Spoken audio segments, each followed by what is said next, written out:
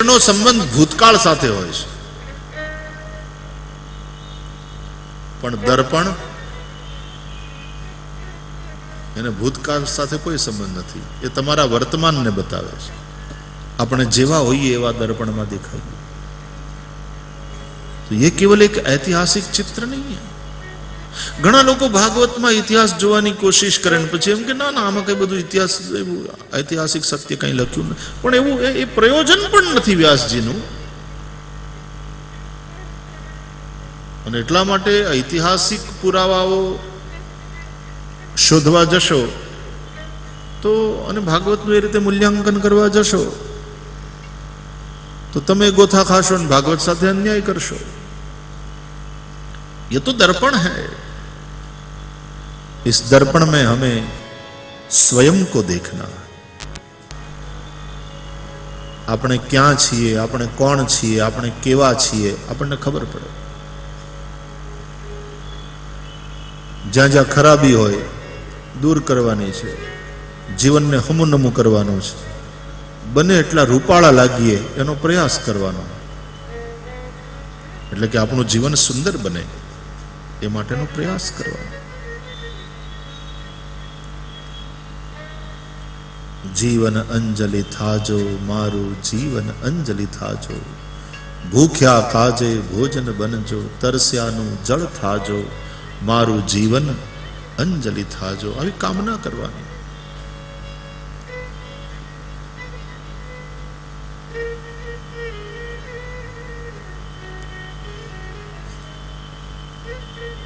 જાતને જોવાનો, જાત સાથે રમવાનો,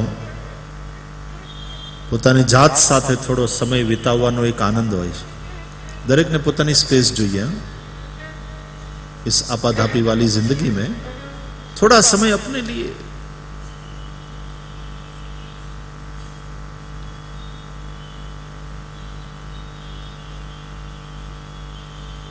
તો આપણે જેમ અરીસામાં આપણને જોઈ અને નખરા, રમત જે કંઈ કરતા હોઈએ, મેકઅપ વગેરે વગેરે, અને આપણે આપણો આનંદ લઈએ, એમ ભગવાન પોતાના આનંદ સ્વરૂપનો આનંદ લેવા માટે ભક્તોની સાથે લીલા કરે. ભક્તોને માટે ભગવાન અરીસો અને ભગવાન માટે ભક્તો છે એ અરીસો. ભગવાનને ભક્ત હારા લાગે એ ભગવાનનું જ પ્રતિબિંબ છે. ભક્તોને ભગવાન હારા લાગે એ ભક્તોનું પોતાનું જ પ્રતિબિંબ છે.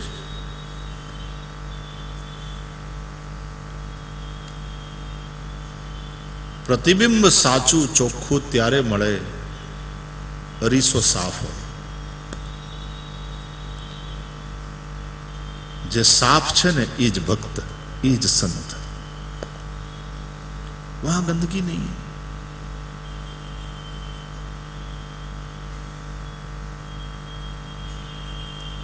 તો ભગવાન ભક્તોની સાથે ભક્તોને આનંદ આપવા માટે અને પોતે આનંદ લેવા માટે લીલા કરે છે. માખણ ચોરી કરે, ગોપીઓને આનંદ, કૃષ્ણને આનંદ, અને એ એવડી વાતો સાંભળીને આપણને બધાને આનંદ. રાસલીલા કરે છે, કૃષ્ણને આનંદ, ગોપીઓને આનંદ, કથા સાંભળીને આપણને પણ આનંદ.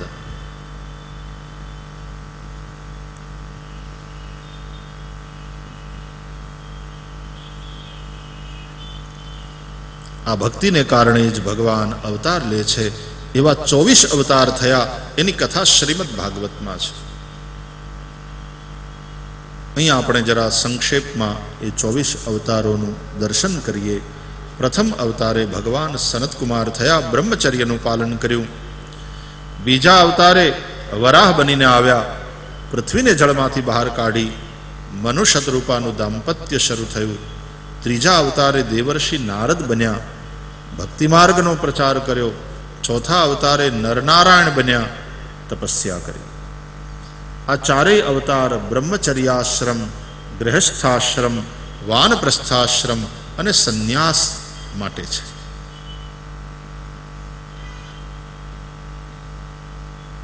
સંન્યાસીઓએ બદ્રીનાથ વિશ્વંભરમ એની બહુ સ્તુતિ કરી. નિકટ ગંગા બહત નિર્મલ શ્રી બદ્રીનાથ વિશ્વંભરમ. નરનારાયણ તપસ્યા કરે છે, સંન્યાસ એ તપ માટે છે. 5મા અવતારે ભગવાન કપિલ બની પધાર્યા, માતા દેવહૂતિના માધ્યમથી સાંખ્ય શાસ્ત્રનો ઉપદેશ કર્યો. 6ઠા અવતારે અત્રિ અનસુયાને ત્યાં દત્ત બનીને પ્રગટ થયા. દત્ત ભગવાને પ્રહલાદને, અલર્કને, યદુને જ્ઞાનોપદેશ કર્યો. દત્તાવધૂત ગિરનારી અને પછી એ સંતરામ મહારાજના રૂપમાં પધાર્યા. અહીંયા યોગીરાજ અવધૂત શ્રી સંતરામ મહારાજના રૂપમાં પધાર્યા. આપણે દત્ત સ્વરૂપ માનીએ છીએ મહારાજ. જય મહારાજ, જય મહારાજ.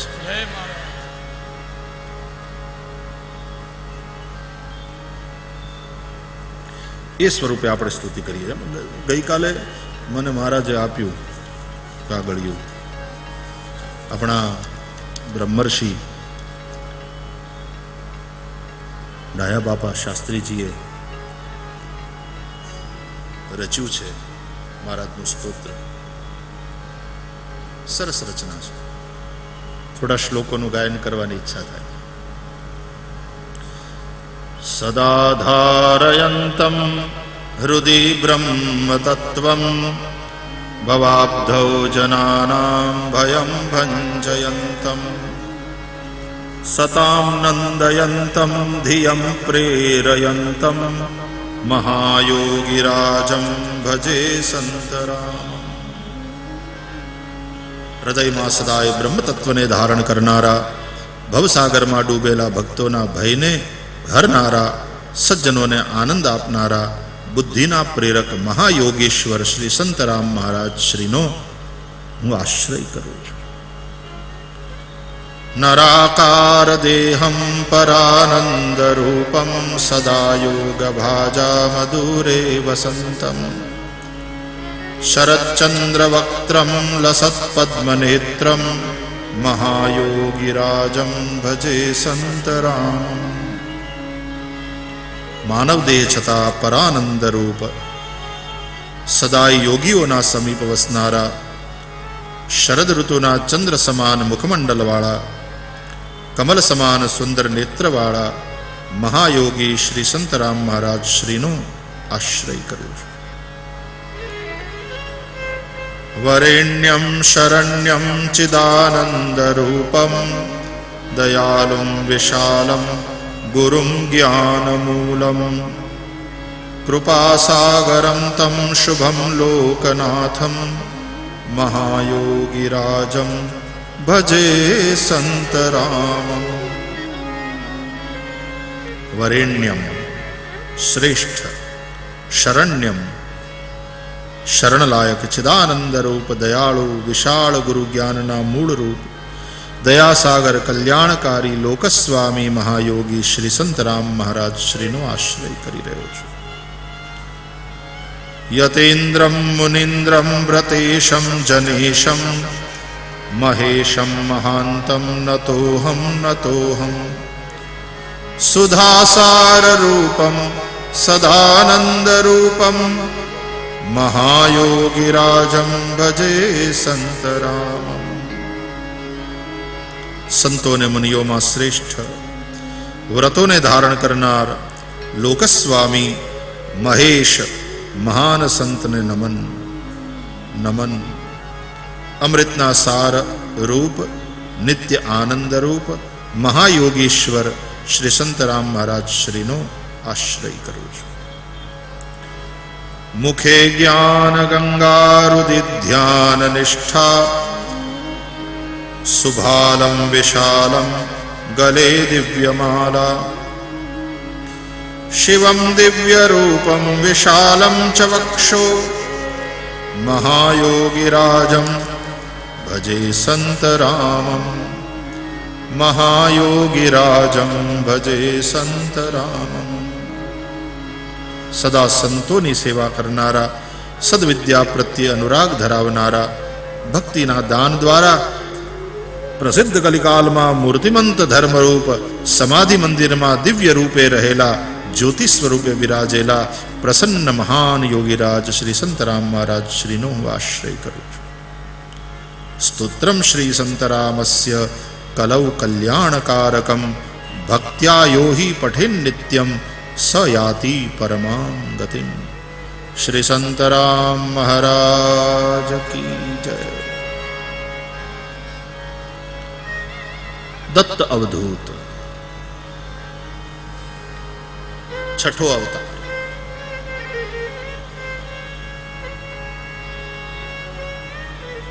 सातमा अवतारे भगवान आकुति माता थी अने रुचि ऋषि थी यज्ञ स्वरूपे प्रगट थया।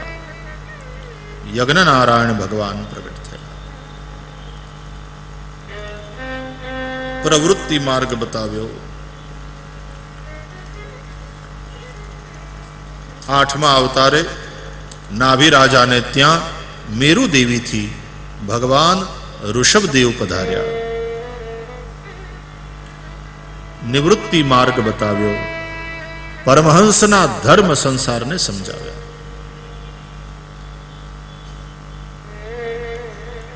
नवमा अवतारे पृथु बनीने आव्या। राजाना धर्म शुं छे ते संसार ने समझाव्યું। दसमा अवतारे मत्स्य बनीने पधार्या। 11मो अवतार कूर्म भगवान। 12मो अवतार धन्वंतरी भगवान। 13मो अवतार मोहिनी स्वरूप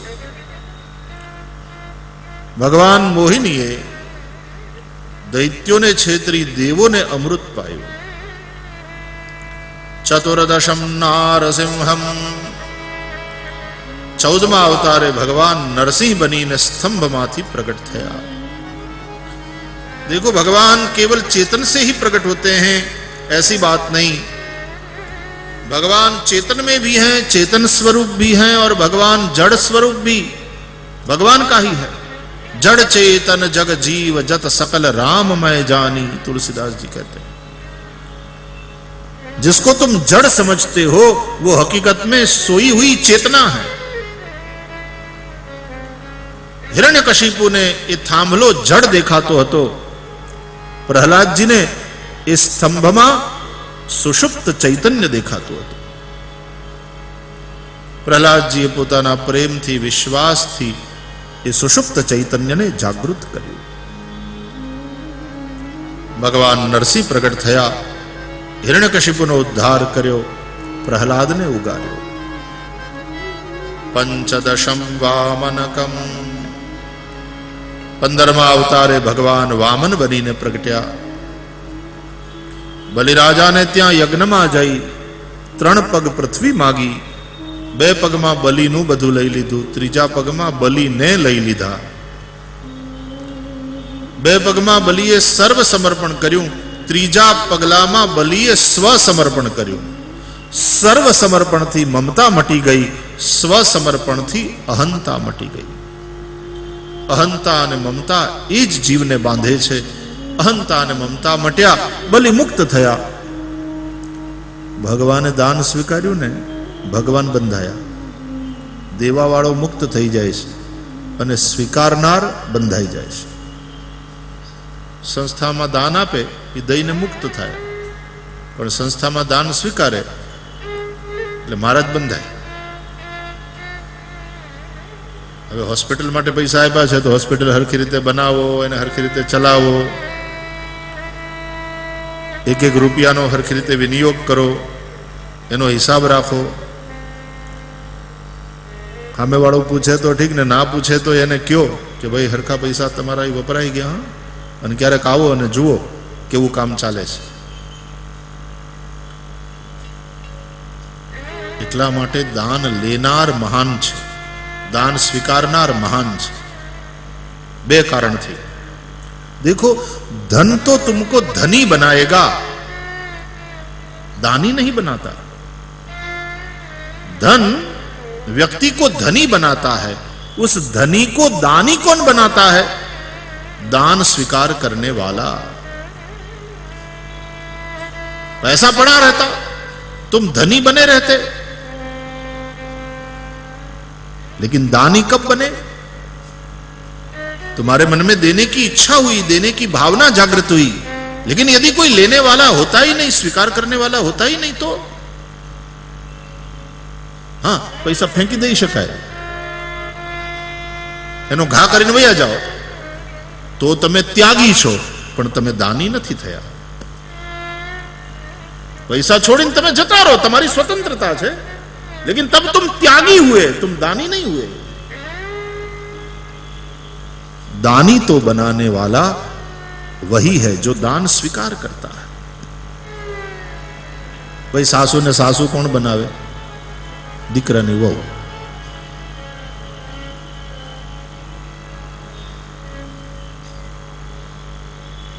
ये अर्थमां वहू छे ने, ई मां छे, हाँ, सासूनी। कारण के सासूनो सासूना रूपमां जन्म थयो आ वहू थकी।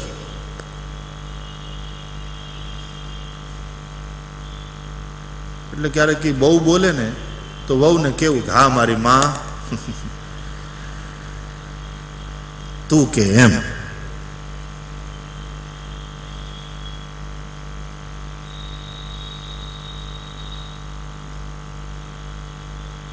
એ વહુ છે ને એક માને છોડીને આવે છે ને બીજી માં પાસે આવે છે। આપણે સાસુનો હાવ બહુ ઊભો કર્યો છે। છોકરી નાની હોય ને ત્યારથી માતાઓ એ હવે રખડવાનું બંધ કર, રાંધવાનું શીખ, કાલ સવારે સાસરે જાઈશ, વાઘણ જેવી હાહુ ફાડી ખાશે, ઘરનું કામ શીખો। આવું આવું બોલી બોલી બોલીને ઓલી દીકરીના મનમાં સાસુનું એક વાઘણ જેવું ચિત્ર ઊભું કરવામાં આવે। એટલે છોકરીના મનમાં એમ થાય સાસુ એટલે फाड़ीने खाई जनारू हिंसक प्राणी।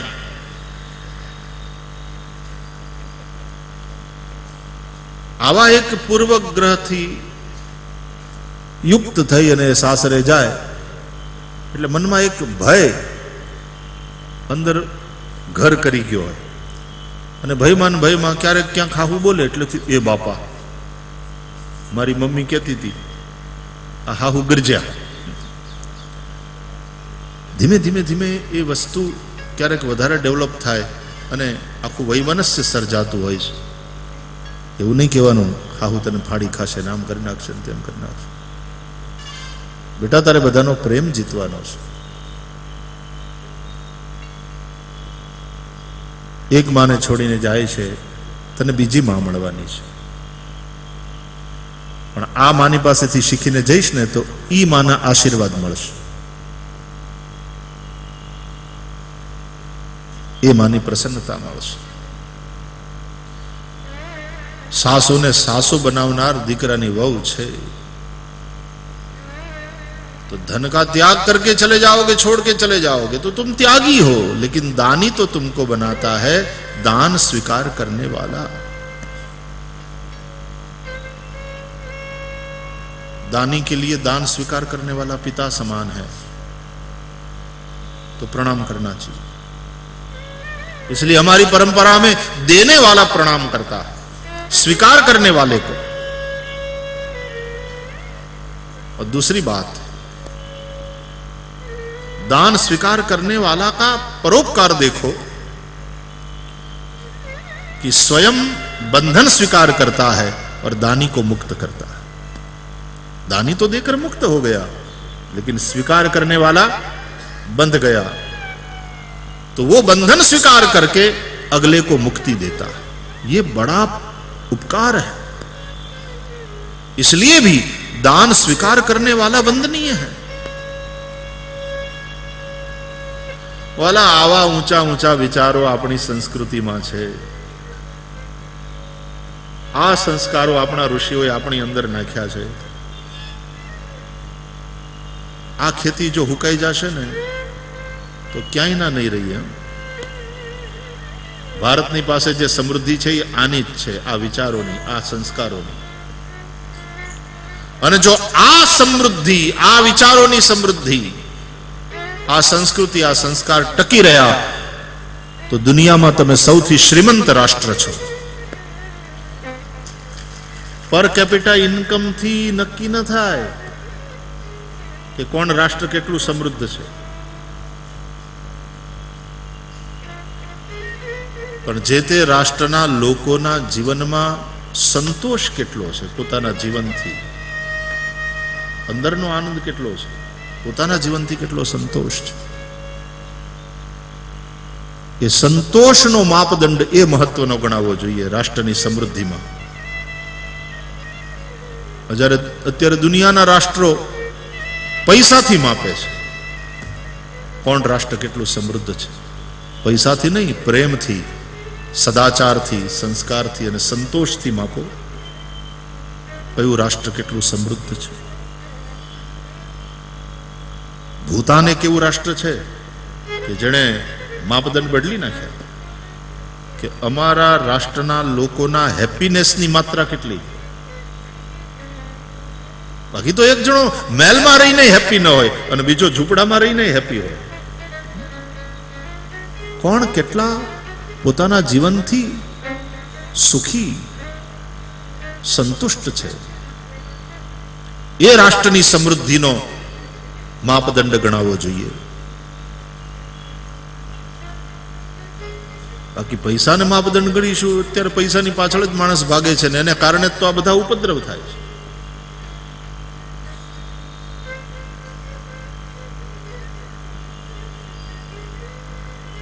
ભગવાન વામન બલિ રાજા ઉપર અનુગ્રહ કરે છે. બલિ અહંતા મમતાથી મુક્ત થયા, વામન બંધાયા, બલિરાજાની સેવામાં, બલિરાજાની રક્ષામાં ઉભા છે. देखो भाई, किसी भी चीज को आप स्वीकार कर लेते हो, कोई ने दिया, आपने ले लिया, स्वीकार कर लिया, तो उसकी रक्षा अब आपकी जिम्मेदारी हो गई. 10 लाख रुपया मैं धरी दीधा आश्रमમાં જઈને મહારાજના ચરણમાં, મહારાજે તો આશીર્વાદ દીધા. હવે એ રૂપિયાને હાંચવાની જવાબદારી કોની?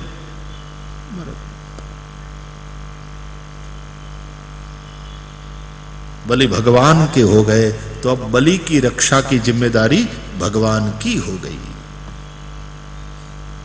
दान लेना बहुत बड़ी जिम्मेदारी की बात है. भीख अलग चीज है, दान अलग वस्तु, थोड़ा थोड़ा फर्क है.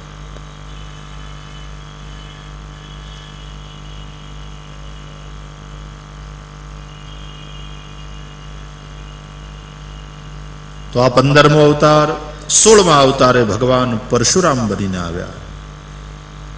અધર્મી શાસકોને જોઈ અને સમાજના જે સંતો છે, સાધુઓ છે, સજ્જનો છે, સત્પુરુષો છે, એનો જે એક કલેક્ટિવ આક્રોશ, સામાન્ય રીતે સાધુ પુરુષ સહિષ્ણુ હોય, સહે, પણ અતિ સંઘર્ષ કરે જો કોઈ તો અનલ પ્રગટ ચંદન તે હોય. બહુ ઘસે ને તો ચંદન શીતલતા આપે, પણ નહીં તો એના એ ચંદનમાંથી, એના એ સુખડમાંથી અગ્નિ પ્રગટ થઈ શકે. તો જ્યારે બહુ થાય ને ત્યારે પછી એ સજ્જનોનો, સંતોનો, સત્પુરુષોનો જે એક કલેક્ટિવ આક્રોશ, એનો સામૂહિક રોષ, એ પરશુરામના રૂપે પ્રગટ થાય. પરશુરામ એટલે આવા સાધુ પુરુષોનો બગડેલી ભ્રષ્ટ શાસન વ્યવસ્થા પ્રત્યે ઊભો થયેલો સામૂહિક રોષ, એ પરશુરામ. એ આવેશ અવતાર છે. થોડા વખતમાં પછી આવેશ ઉતરી જાય, કામ જે કરવાનું છે એ થઈ જાય. પછી ક્રોધ કરવો પડે, બરાબર છે, પણ તમને ગુસ્સો આવે ને તમે ગુસ્સો કરો એમાં ફેર છે. ગુસ્સાનો માણસ સાધન તરીકે ઉપયોગ કરે, ઠીક છે. રામચરિત માનસના ઉત્તરકાંડમાં માનસ રોગોની ચર્ચા કરી છે ગોસ્વામી તુલસીદાસજીએ, અને એમાં એ પ્રકરણ બહુ સરસ છે. તુલસીદાસજીએ જેમ આપણા શરીરમાં 3 દોષ હોય છે, વાત, પિત્ત અને કફ, એમ મનના આ 3 રોગ, 3 દોષ બતાવ્યા, કામ, ક્રોધ અને લોભ. પણ ત્યાં એની સરખામણી બહુ સરસ. કામ, વાત, કફ લોભ પારા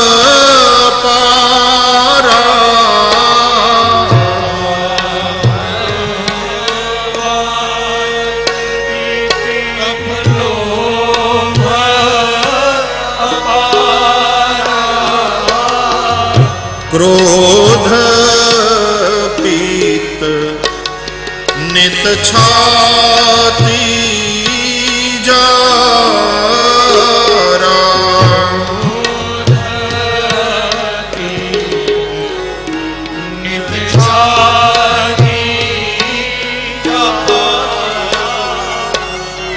કામ વાત કફ લોભ ક્રોધ પિત્ત આવી સરખામણી તુલસીદાસજી કરી. બહુ સટીક છે. કામને અને વાતને સંબંધ છે, ક્રોધને અને પિત્તને. પિત્ત વધારનારા જેટલા પણ ખાદ્ય પદાર્થો છે એનું સેવન કરો અને પિત્ત વધે, અને એ પદાર્થો એવાય છે કે માણસનો ગુસ્સો વધારાવે. ક્રોધને ને પિત્તને સંબંધ છે. જેની પિત્ત પ્રકૃતિ હશે એ તમને લગભગ ક્રોધી મળશે.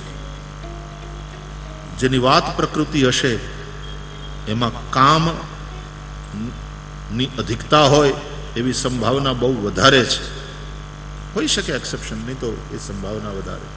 અને જેની કફ પ્રકૃતિ હોય એ થોડો સ્વભાવથી લોભી હોય એવી શક્યતા ખરી. કફ લોભ. ત્યાં એક શબ્દ જોડ્યો, અપારા.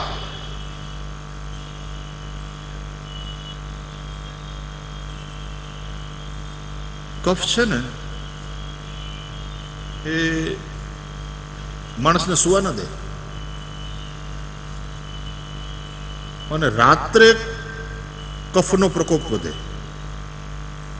હમી હાંજે વાયુનો પ્રકોપ વધે, વહેલી હવારે પિત્તનો પ્રભાવ હોય શરીર. આ એક પ્રાકૃતિક વાત છે કે સવારના પોરમાં આપણા શરીર ઉપર પિત્તનો પ્રભાવ હોય છે, અને એટલા માટે જ સવારે દાંતણ કરવાનું, ઓકીને દાંતણ કરવાનું આપણે ત્યાં કહેવાયું. ઓકી દાંતણ જે કરે નયણે હરડે ખાય.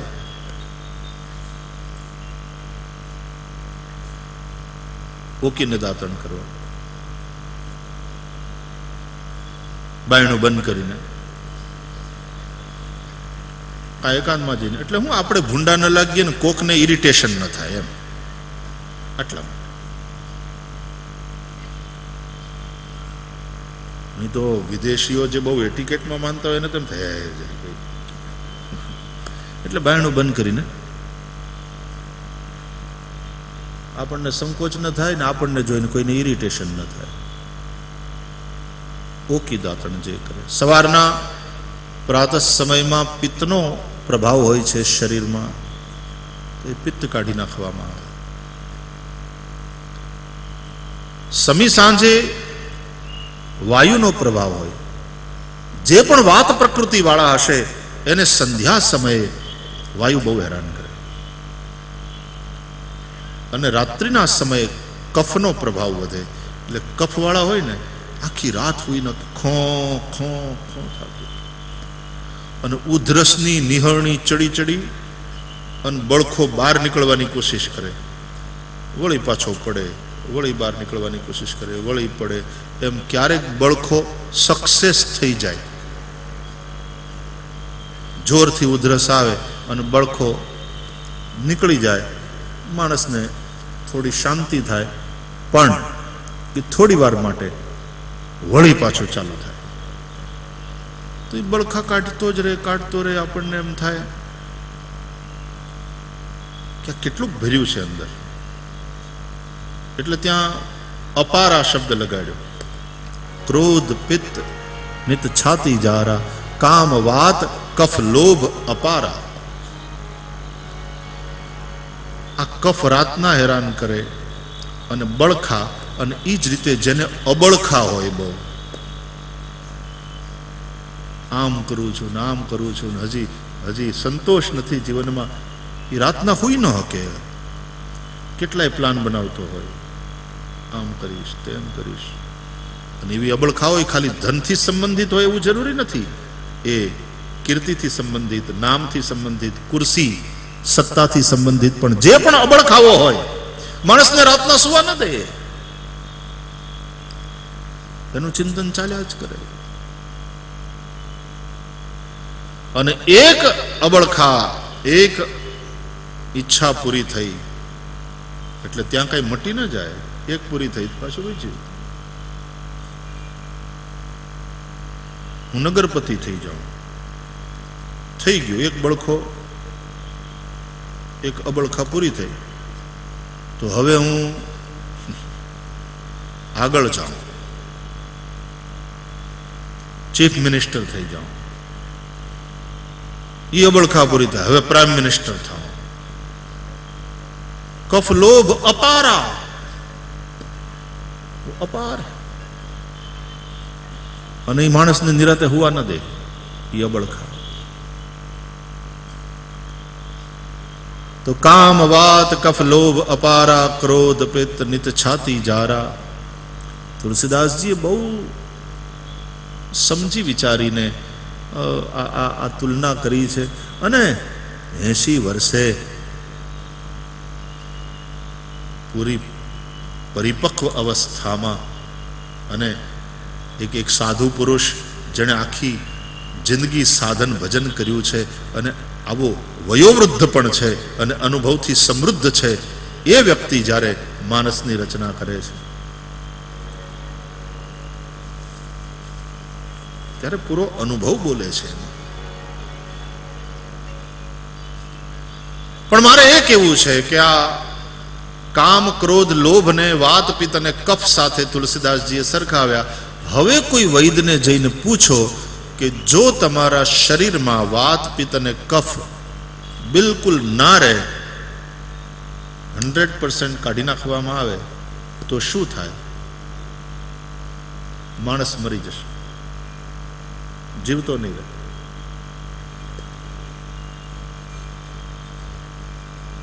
જીવવાનું છે એટલા માટે વાત પિત્ત અને કફની જરૂર છે શરીરમાં, પણ સ્વસ્થ રહેવાનું છે તો આ વાત પિત્ત અને કફ એ ત્રણેય સમ રહે,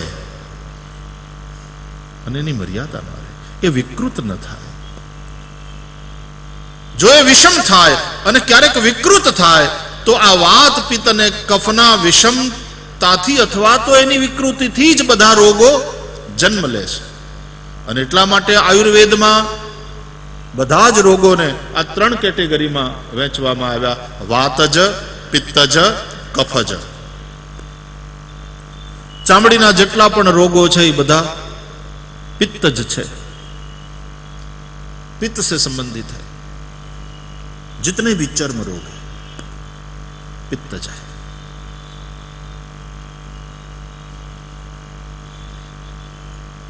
તો આનો મતલબ એમ થયો કે કામ ક્રોધ અને લોભ વિના ચાલવાનું નથી. જો સંસાર છે, જીવન છે, તો કામ ક્રોધ લોભની જરૂર પણ પડવાની છે, પણ એ સમરે અને વિકૃત ન થાય એ માટે સાધના કરવાની છે. કામ નહીં હોય તો સંસાર જ નહીં ચાલે સાહેબ. ક્રોધ નહીં હોય તો વ્યવસ્થા નહીં ચાલે. વ્યવસ્થાને ટકાવી રાખવા માટે ક્રોધની જરૂર પડે છે. અને લોભ નહીં હોય તો પ્રગતિ નહીં થાય. ત્રણેયની જરૂર છે.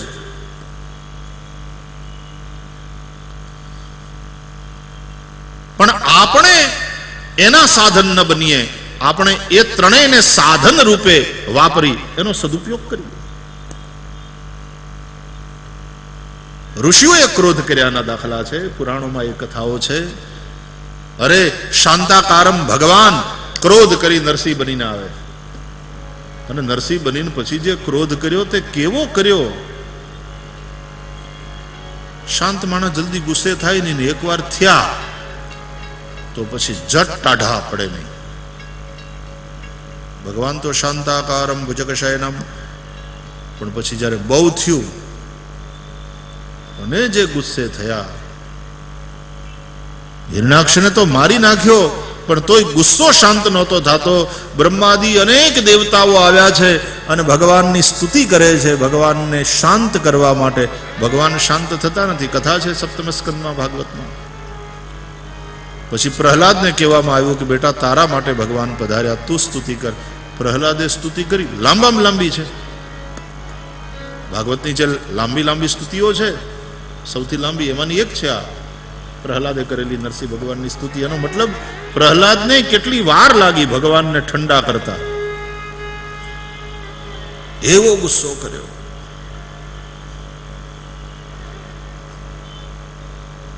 ભગવાન પોતાનો અપરાધ સહન કરી લે છે, પણ પોતાના ભક્તોનો કોઈ અપરાધ કરે તો ભગવાન સહન કરી શકતા નથી.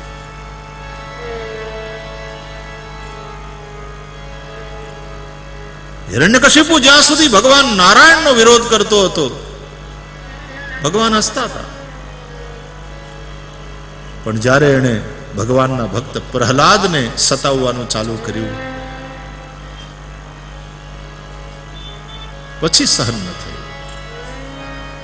જ્યારે બહુ અત્યાચાર કર્યા પ્રહલાદ ઉપર, ભગવાનથી સહન ન થયું. જો પ્રહલાદમાં સહિષ્ણુતા છે, ભગવાને સહિષ્ણુતા ગુમાવી. પૂજ્ય કૃષ્ણશંકર દાદાજી કહેતા કે ભગવાન શાંત છે, પણ ભગવાનના ભક્તો પ્રશાંત છે. પ્રશાંતાત્મા જીતેન્દ્રિય. શ્રી સુદામદેવના ચરિત્રમાં સુદામદેવનો પરિચય આપતા ભાગવતમાં લખ્યું છે, કૃષ્ણસ્યાસીત સખા કશ્ચિત બ્રાહ્મણો બ્રહ્મવિત્તમઃ વિરક્ત ઇન્દ્રિયાર્થેષુ પ્રશાંતાત્મા જીતેન્દ્રિય. ભગવાન શાંત છે, ભગવાનના ભક્ત પ્રશાંત છે. શાંતને ક્યારેક ક્યારેક ગુસ્સો આવી જાય, પ્રશાંતને ક્યારેય ના. આટલા અત્યાચાર કર્યા, પ્રહલાદને ગુસ્સો નથી આવ્યો. ભગવાને માગવાનું કહ્યું ને, પ્રહલાદે કંઈ માગ્યું નહીં.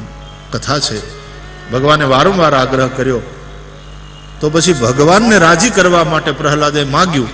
પણ કેવું માગ્યું કે પ્રભુ મારા માગવાથી તમે રાજી થતા હોય તો તમને રાજી કરવા માટે થઈને માગું છું. તો પ્રભુ હું તમારી પાસે એવું માગું છું કે હું કોઈ દી કોઈની પાસે કાંઈ ન માગું, મને એવું વરદાન આપો.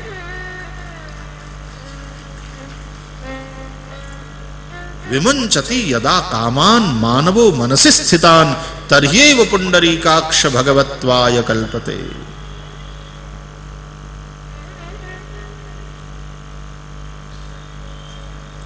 ભગવાને પછી કહ્યું કે ભાઈ તને તો કંઈ જોઈતું નથી, પણ મારી ઈચ્છા છે કે તું રાજા બને, રાજ્ય કર. તારા જેવો રાજા હશે તો પ્રજા એવી સંસ્કારી થશે. પ્રભુ એ તો આપનો આદેશ છે, સિર આંખો પે. પણ હવે એક પ્રાર્થના કરવાનું મન થાય છે. શું? કે મારા બાપે મારા ઉપર ગુસ્સો કરીને આ જે કંઈ કર્યું ને, તો તમને ગુસ્સો આવ્યો અને તમે એને માર્યા. પ્રભુ એના બધા ગુનાને માફ કરજો, એમના બધા ગુનાને માફ કરજો મારા નાથ, એને ક્ષમા કરી દેજો.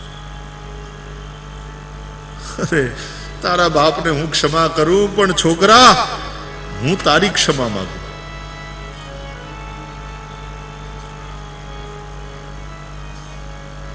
તારી સહાયતામાં આવવામાં મારાથી વિલંબ થયો છે.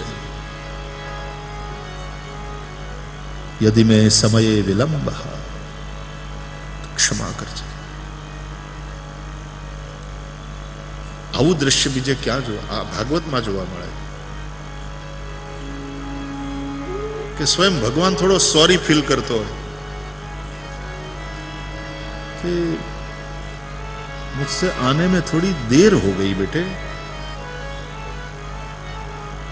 तेरे जैसा कोमल बच्चा और इतना अत्याचार सहता रहा सहता रहा सहता रहा, लेकिन फिर भी तूने मेरा नाम नहीं छोड़ा, भजन नहीं छोड़ा।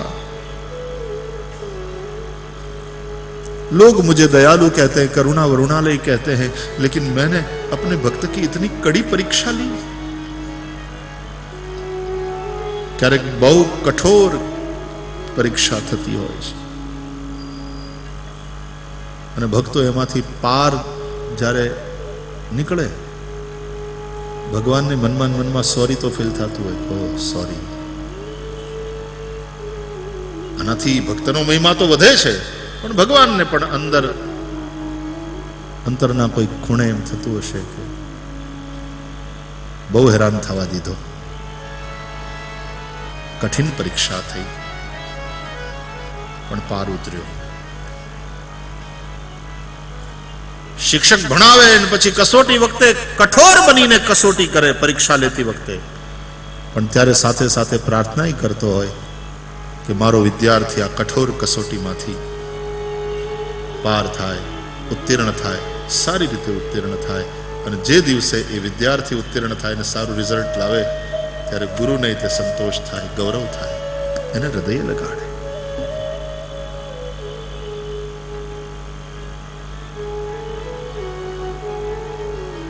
આ કરાટે બરાટે ને પછી શીખવાડે ને પછી હામે જે કેવી કઠોર પરીક્ષા કરતા હોય, ઓલાને વાગે, લોહી નીકળે, પણ એને તૈયાર કરે, મજબૂત કરે। મા બાપ બાળકોને ખીજાતા હોય એની પછવાડે આ જ ભાવ હોય છે, વારંવાર ટોકે।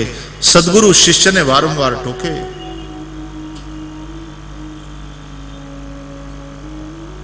મને કેટલાય મહાપુરુષો પાસેથી સાંભળવા મળ્યું છે કે અમારો ગુરુનો સ્વભાવ બહુ તેજ હતો, અંદરથી એટલા જ કોમળ, પણ આમ સ્વભાવ એમનો બહુ તેજ હતો, બહુ ગુસ્સો કરતા। જરાક ભૂલ થઈ એટલે પણ પછી એમ કહેતા કે બેટા તને જરા કડવું લાગશે, પણ તને એવો મજબૂત બનાવવો છે કે તું દુનિયામાં ક્યાંય પાછો ન પડે। સદગુરુ ક્યારેક આવી રીતે કઠોર બને, એ કઠોરતામાં પણ વાત્સલ્ય છુપાયેલું હોય છે,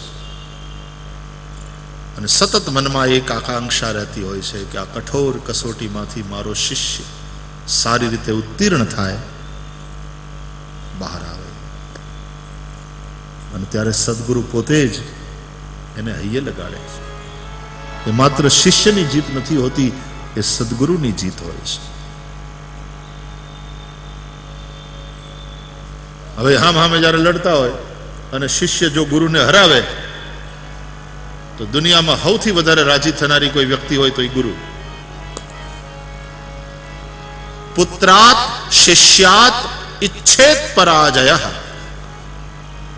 पुत्र से और शिष्य से पराजय की कामना करना चाहिए। दरेक बाप ने एम थाय कि मारा दीकरा थी हारूं, एनो मतलब दीकरो बाप करता सवायो बने। गुरु ने एम थाय कि मारो शिष्य मारा करता आगळ निकळे, एमां ज बापनुं अने गुरुनुं गौरव छे।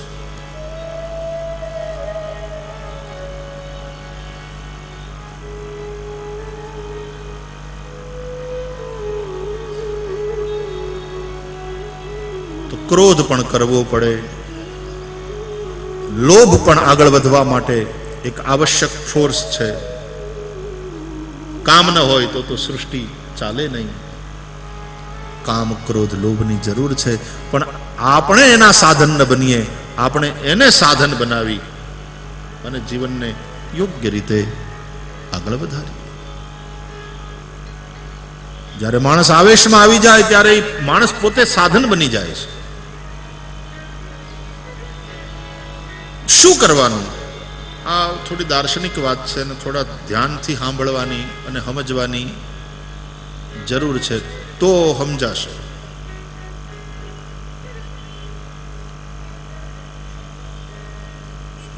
કહું તૈયારી છે કે આ ત્રણેયનો સદુપયોગ કેવી રીતે કરાય?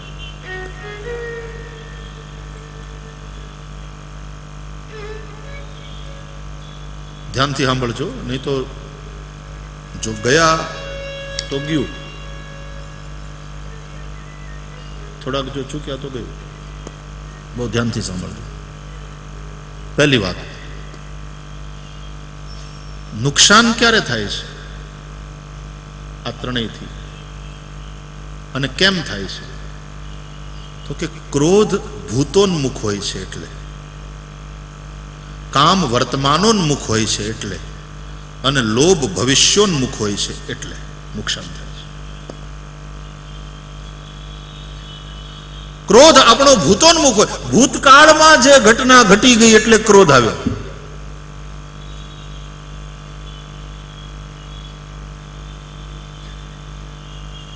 આપણા ક્રોધનો સંબંધ જ્યારે ભૂતકાળ સાથે જોડાયેલો હોય છે ત્યારે ક્રોધ નુકસાન કરે છે. કામનો સંબંધ વર્તમાન સાથે જોડાયેલો હોય છે ત્યારે કામ નુકસાન કરે છે. લોભનો સંબંધ ભવિષ્ય સાથે જોડાયેલો હોય છે ત્યારે લોભ નુકસાન કરે છે.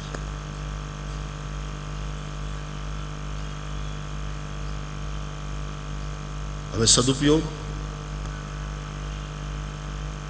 અત્યારે કદાચ પૂરું ન સમજાય તો આના ઉપર ચિંતન કરજો. હવે આના સદુપયોગ માટે તો કે ક્રોધ ભૂતોન્મુખ છે, ભૂતકાળ સાથે જોડાયેલો છે, એને ભવિષ્યોન્મુખ કરો, એને ભવિષ્ય સાથે જોડો. ઓલાએ ભૂલ કરીને પછી મારો પિત્તો ગયો ને એને જોડીને કરી નાખ્યો હરખો પૂરો, એમ નહીં, પણ ક્રોધ કરવો જરૂરી છે આ જગ્યાએ, પણ એટલા માટે કરું કે ભવિષ્યમાં ભૂલ ન કરે, એને ભવિષ્ય સાથે જોડ્યું. હવે એક બાળકને બિચારાને લઘુશંકાની ઈચ્છા થાય, રોકી ન શકે, અને પછી એને બોટલમાં કરાવવામાં આવે ને પછી એને પીવડાવી દેવામાં આવે. આવી ઘટના ઘટી. શિક્ષકે દંડ કર્યો, પિત્તો ગુમાવ્યો. માસ્તર ના, હા, શિસ્તનું વાતાવરણ કેમ લાવી શકાય એના માટેના તમે ઉપાયો વિચારો અવશ્ય, પણ આવી રીતના દંડ અને આવી રીતનું વર્તન શાળાઓમાં, અને બાળકોને આટલી ગભરામણ ક્યારેય સ્કૂલથી ભાગશે.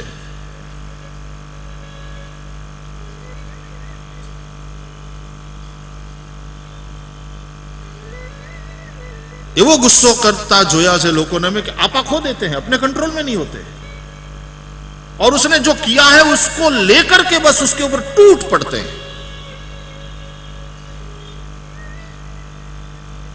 देखते नहीं, इतना मारते, इतना मारते. ક્રોધનો સંબંધ જ્યારે ભૂતકાળ સાથે હશે ત્યારે ક્રોધ નુકસાન કરશે, પણ એના એક ક્રોધને ભવિષ્યોન્મુખ કરો, ભવિષ્ય સાથે જોડો. એટલા માટે ક્રોધ જરૂરી છે કે આવી ભૂલ ફરીથી ન કરે. અને ભવિષ્યમાં એ સુધરે, સુધારો થાય તે માટે અને તે પ્રકારે ક્રોધ કરો.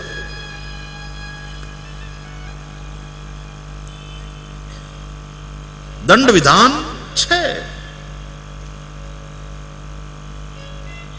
પણ જેલની સજા પામેલા કેદીઓ એની સુધારણા માટેનો એને અવસર આપવામાં આવે. એટલે હું જેલોને પ્રાયશ્ચિત તીર્થ કહું છું. જ્યારે જ્યારે જેલોમાં જઈને કેદી ભાઈઓ સાથે સત્સંગ કરવાનું બન્યું છે, जेल प्रायश्चित तीर्थ है. अपने किए हुए गुनाह का प्रायश्चित करने की वो जगह है. और मैंने देखा है कि यदि कोई उसका अच्छे से लाभ ले तो एक आश्रम का सा वातावरण होता है अंदर, यानी शिस्त, यानी स्वच्छता. हाँ, पछी कोक ठेकाणे बधु तंत्र हड़ेलू होय एनी वात जुदी. क्यारेक पैसाना अभावे, क्यारेक व्यवस्थाना अभावे, क्यारेक भ्रष्टाचारने लईने બધું થતું હોય તો એ આપણી બગાડેલી વ્યવસ્થા છે. બાકી નહીં તો एक आश्रम का सा वातावरण वहां पर देखा है मैंने. પ્રાયશ્ચિત્ત તીર્થ છે અને સુધારણા માટે છે.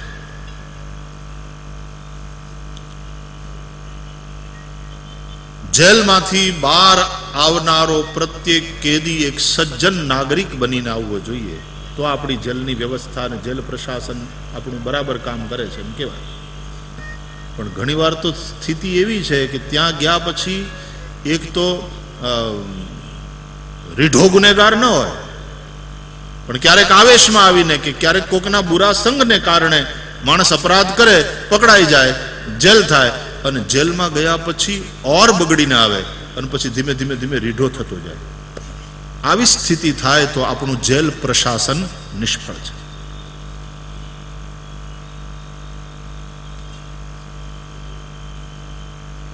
તો ક્રોધને ભવિષ્ય સાથે જોડીને એનો સદુપયોગ કરવાનો. એ ભૂતકાળ સાથે જોડાયેલો રહેશે તો નુકસાન કરશે. ક્રોધની જરૂર છે, પણ એને ભવિષ્યની સાથે જોડીને કરો. ભવિષ્ય ઉજળું થાય એ માટે કરો, અને ભવિષ્યમાં સુધારો થાય એ પ્રકારે ક્રોધ કરો. બીજું, કામ વર્તમાનોન્મુખ છે, એને ભૂતોન્મુખ કરો. કામ વર્તમાન સાથે જોડાઈને રહેશે ને તો એ નુકસાન કરશે. એને ભૂત સાથે જોડો. કામને જો ભૂત સાથે જોડશો, બિલીવ મી, ઈશ્વર સુધી પહોંચશો.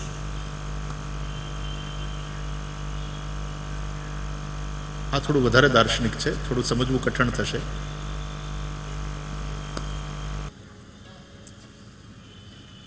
क्या बताएं भैया, काम के मूल में राम है.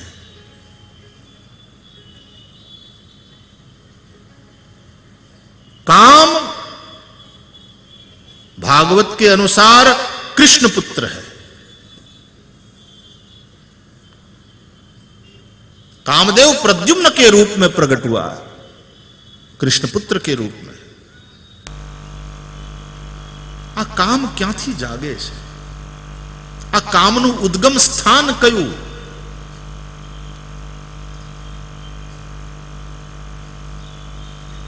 અને એ કામ જો ધર્મ પૂર્વક જાગે, ક્યાંથી જાગે છે અને પછી જાગ્યા પછી એને ચેનલાઇઝ કેવી રીતે કરો છો?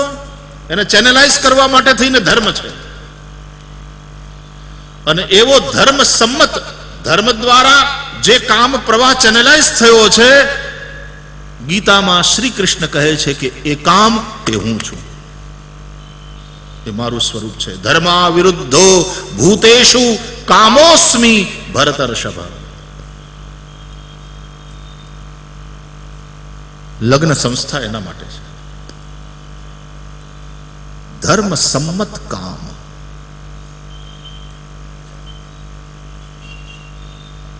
जिसके शरीर में वो चैतन्य आत्मा नहीं है, परमात्मा नहीं है, वो निकल गई है चेतना, उस मुर्दे के भीतर कोई काम पैदा नहीं होता साहब. मुर्दे पर बलात्कार हो सकता है, मुर्दा बलात्कार नहीं कर सकता.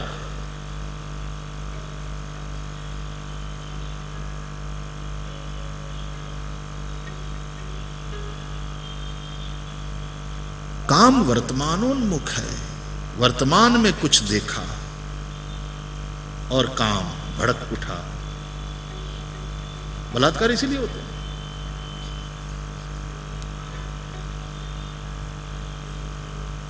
मन में विकृतियां पैदा हुई, उस आवेग को आदमी रोक नहीं पाया, बलात्कार पूर्वक उस वस्तु को प्राप्त करने का प्रयास किया, अपराध हुआ. કામનો રંગ કાળો છે, ક્રોધનો રંગ લાલ છે, લોભનો રંગ પીળો છે. આ ત્રણેયના પાછા રંગ છે, એનું પ્રતિનિધિત્વ કરતા. કામનો રંગ કાળો, ક્રોધનો રંગ લાલ, લોભનો રંગ પીળો.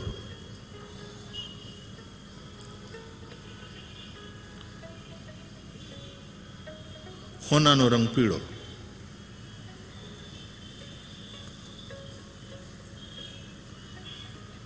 ક્રોધનો રંગ લાલ, આંખ્યું લાલ થઈ જાય, અને ક્યારેક કોકને મારે લોહી કાઢે લાલ. ક્રોધ અગ્નિ લાલ. કામનો રંગ કાળો. જો કાબુમાં ન હોય તો કામના આવેગમાં માણસ કાળા કામ કરે, અને જો એ કાબુમાં હોય કામ અને ધર્મ દ્વારા ચેનલાઇઝ થાય તો એનો રંગ કાળો. કૃષ્ણનો રંગ કાળો છે. આ કામ કૃષ્ણનો પુત્ર છે. ધર્મા વિરુદ્ધો ભૂતેષુ कामोस्मि.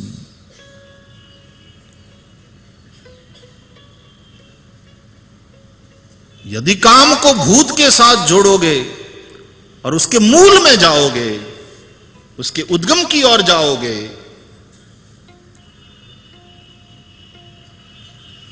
काम के भूत में जाना, काम के उद्गम की ओर यात्रा करना, यह गौमुख की यात्रा है. राम तक पहुंच सकते हो.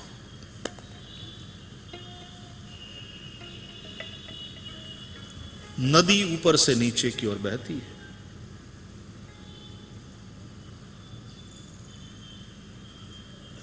काम को यदि वो जो अधोमुखी है उसके स्थान पर उसको ऊर्ध्वमुखी कर दिया जाए,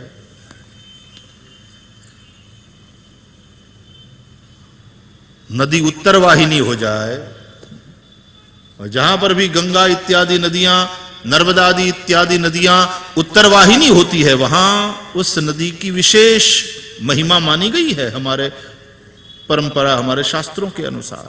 क्यों? जिन जगहों में ये गंगा नर्मदा इत्यादि उत्तर की ओर बह रही है, वहां उसकी विशेष महिमा क्यों है?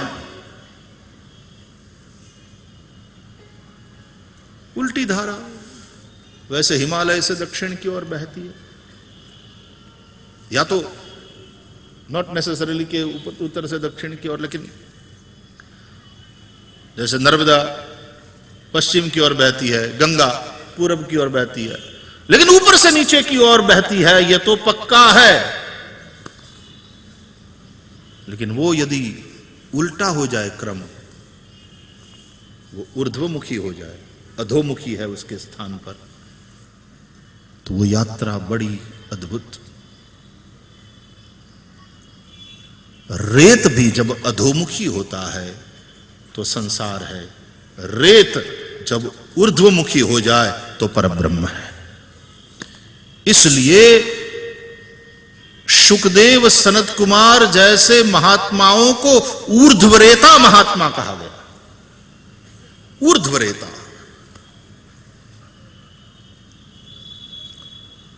तो इस काम ऊर्जा का ऊर्ध्वीकरण किया जाए, उसको वर्तमान के साथ जोड़ने के स्थान वहां से बचाया जाए और भूत के साथ जोड़ा जाए, उसके भूत में, उसके मूल में, उसके उद्गम की ओर जाया जाए, ईश्वर तक पहुंचोगे. जो काम ऊर्जा से संपन्न है, नपुंसक के लिए बड़ा कठिन होता है. जो ऊर्जावान है, जो बलवान है, बस केवल आवश्यकता है दिशा बदलने की, वो पहुंच जाएगा. कायर, निर्वीर्य, कमजोर कृष्ण को इरिटेट करता है. चिढ़ते हैं कृष्ण वहां. अर्जुन ने थोड़ी भी नबड़ी बात करी ना, चिढ़ाया कृष्ण, चिढ़ाया.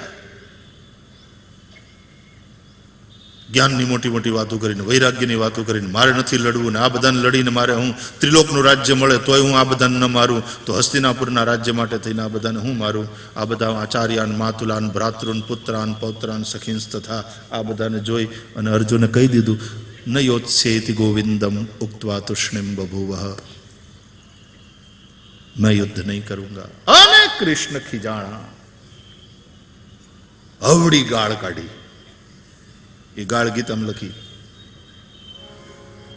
क्लैब्यम मास्मगमः पार्थ नई तत्त्वयुपपद्यते क्षुद्रम हृदय दौर्बल्यम त्यक्त्वोत्तिष्ठ परंतप।